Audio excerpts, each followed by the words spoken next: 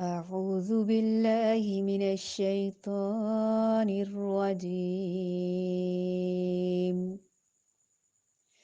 ليس عليكم جناح أن تبتغوا فضلا من ربكم فإذا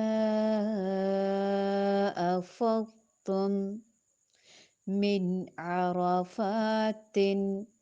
فاذكروا الله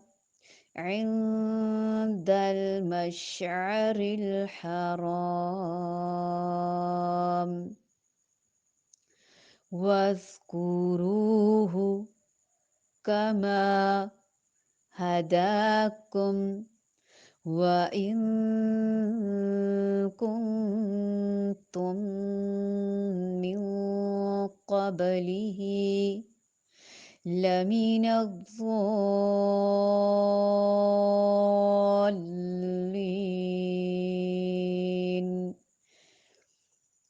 ليس عليكم جناح أن تبتغوا فضلا من ربكم فإذا أفضتم من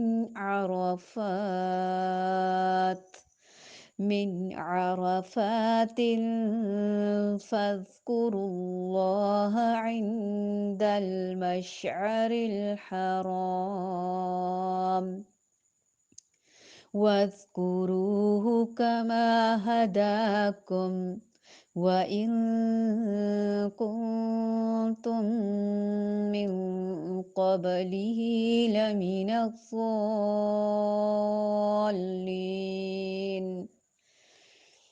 لیسا نہیں ہے،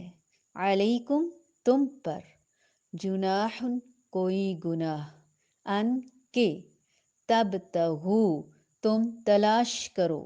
فضلاً فضل، من ربکم اپنے رب کی طرف سے، فَإِذَا پھر جب، افضتم پلٹو تم، من عرفات عرفات سے، فاذکروا اللہ تو ذکر کرو اللہ تعالیٰ کا، عند المشعر الحرامی مشعر حرام کے پاس، واذکروہ اور ذکر کرو اس کا، کما جیسا کہ، ہداکم اس نے ہدایت کی تمہاری، اس نے رہنمائی کی تمہاری، وَإِن اور اگر، کنتم تھے تم، من سے،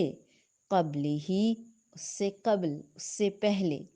لمن الضالین یہاں ان کا مطلب بے شک ہے، اور بے شک تم اس سے پہلے گمراہوں میں سے تھے، بھولے بھٹکے لوگوں میں سے تھے۔ گویا حج اور عمرہ ہماری نجات کا، ہماری بھلائی کا، ہماری رشد و ہدایت کا بھی باعث ہے۔ تم اپنے رب کا فضل تلاش کرنے میں تم پر کوئی گناہ نہیں، جب تم عرفات سے لوٹو تو مشعر حرام کے پاس ذکر الہی کرو، اور اس کا ذکر ویسے کرو جیسا کہ اس نے تمہیں ہدایت دی، حالانکہ تم اس سے پہلے راہ بھولے ہوئے تھے، بھٹکے ہوئے تھے۔ اب اس نے کیسے ہدایت دی، یہ ہمیں قرآن اور حدیث اور سنت سے ہی پتہ چلے گا کہ اس نے ہمیں کس کس طرح سے ہدایت دی۔ مکمل حج کا طریقہ ہم سیکھیں گے انشاءاللہ، اور طریقہ تو ویسے بھی ہمیں ٹریننگ بھی دی جاتی ہے، سکھایا بھی جاتا ہے، نماز کا طریقہ ہے، حج کا طریقہ ہے، کیسے رکوع کرنا ہے، کیسے سجدہ کرنا ہے، کیسے قیام کرنا ہے، لیکن اٹھک بیٹھک تو اپنی جگہ۔ اسی طرح حج کے سارے مناسک، طواف کرنا، سعی کرنا، عرفات میں جانا، احرام باندھنا، یہ سب ہم کرتے ہیں، لیکن یہ خیال نہیں کرتے کہ اس عبادت میں روح کتنی ہے، اس میں ہماری طلب اور تڑپ کتنی ہے، ہمارا کنیکشن کتنا ہے، اب یہ بلب روشن ہے نا، تو اس کا تار جڑا ہوا ہے، یہ کنیکٹڈ ہے، اس لیے روشن ہے، ورنہ یہ بجھ جائے، اندھیرا ہو جائے۔ ہمارا کنیکشن کتنا بحال ہے۔ ایک شخص تھا، اس نے بتایا کہ میں طواف کر رہا تھا، طواف کے دوران ایک خاتون میرے ساتھ تھی، یعنی کئی بار کئی لوگ ساتھ ساتھ چلتے رہتے ہیں، اور جو ساتھ والے ہوتے ہیں وہ طواف کرتے کرتے چلتے چلتے چکر میں، اور بہت سارے لوگ ہوتے ہیں تو زیادہ تعداد کی وجہ سے، رش کی وجہ سے آگے پیچھے ہو جاتے ہیں۔ انہوں نے بتایا کہ چونکہ وہ بات ایسے کر رہی تھی اللہ تعالیٰ سے کہ مجھے بھی تجسس ہوا، شوق ہوا ان کی بات اور عبادت اور کنسرن دیکھ کر کہ آخر ہوگا کیا، کیا کہہ رہی تھی وہ طواف کے ہر چکر میں جب حجر اسود کا استلام کرتی اور آگے طواف کا چکر شروع کرتی تو ملتزم کے پاس آ کر ہر چکر میں کہتی، اللہ جی آپ نے بوا بند کر دیتا ہے مینوں بلا کے، دروازہ نہیں کھولا۔ پھر دوسرے چکر میں کہتی، اللہ جی مجھے بلایا ہے تو دروازہ بھی کھولیں۔ پھر ہر چکر میں گویا ان کی یہی التجا تھی۔ آدھے گھنٹے میں چکر پورا ہوتا یا رش کی وجہ سے زیادہ ٹائم لگ جاتا، اینی ہو وہ ہر بار یہی کہتی، لیکن وہ اتنے سچے دل سے کہتی کہ یہ کہتے میرے اندر بھی طلب اور تڑپ بڑھ گئی۔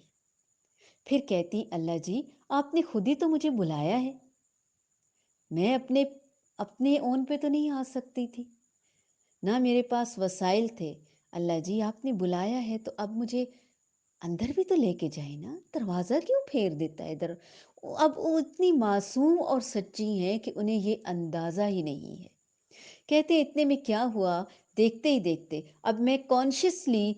آگے پیچھے نہیں ہو رہا تھا، یہ دیکھ رہا تھا کہ وہ کدھر کدھر چکر لگا رہی ہیں، میں آس پاس ہی لگاؤں۔ ایک غیر ملکی وفد آیا، اور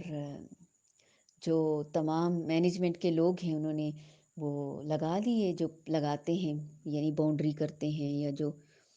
الگ الگ کرتے ہیں لوگوں کو، اس میں لوگوں کو انہوں نے الگ کر دیا، اور جو مخصوص لوگ تھے ان کو چونکہ خانہ کعبہ کے اندر لے جانا تھا، اور اللہ کی قدرت کہ اس میں جتنے بھی لوگ آتے ہیں موسٹلی خواتین کا تو سوال اور جواز ہی پیدا نہیں ہوتا، مرد ہی ہوتے ہیں چند ایک جو طواف کر رہے ہوتے ہیں، اور کہتے ہیں میں کیا دیکھتا ہوں، اور وہ سیڑھیاں چڑھتی ہوئی اوپر جا رہی ہیں، اور یہاں تک کہ وہ خانہ کعبہ کے اندر داخل ہو گئی۔ اللہ اکبر کبیرہ۔ ہم نے اپنی نیت دیکھنی ہے، اپنا خلوص دیکھنا ہے، اپنی عبادت دیکھنی ہے کہ نماز ہماری عادت ہے یا ہماری ضرورت ہے۔ نماز میں ہم اللہ تعالیٰ سے بات کرتے ہیں یا صرف اٹھک بیٹھک کرتے ہیں؟ حج ہم کرنے جاتے ہیں تو ہم کیا تیاری کرتے ہیں؟ زادِ راہ میں کون کون سا ساز و سامان رکھتے ہیں تقوی کے بغیر؟ وہاں کیا کیا غیبت اور باتیں کرتے ہیں اس سرزمین پر بیٹھ کر خانہ کعبہ کے سامنے؟ یا ہماری نیت صرف تجارت کی ہے کیا؟ تجارت اپنی جگہ، تجارت بے شک کریں، اللہ تعالیٰ نے ہمیں کوئی اس میں یعنی ممانعت نہیں ہے، لیکن اگر آپ حج کی نیت سے جاتے ہیں اور تجارت بھی کر لیتے ہیں، کوئی اور کام بھی کر لیتے ہیں، اس میں کوئی حرج نہیں، کوئی گناہ نہیں۔ لَيْسَ عَلَيْكُمْ جُنَاحٌ أَن تَبْتَغُوا فَضْلًا مِّن رَّبِّكُمْ فَإِذَا أَفَضْتُم مِّنْ عَرَفَاتٍ فاذكروا الله عند المشعر الحرام واذكروه كما هداكم وإن كنتم من قبله لمن الضالين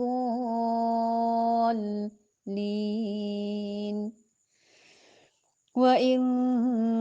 كُنتُم مِّن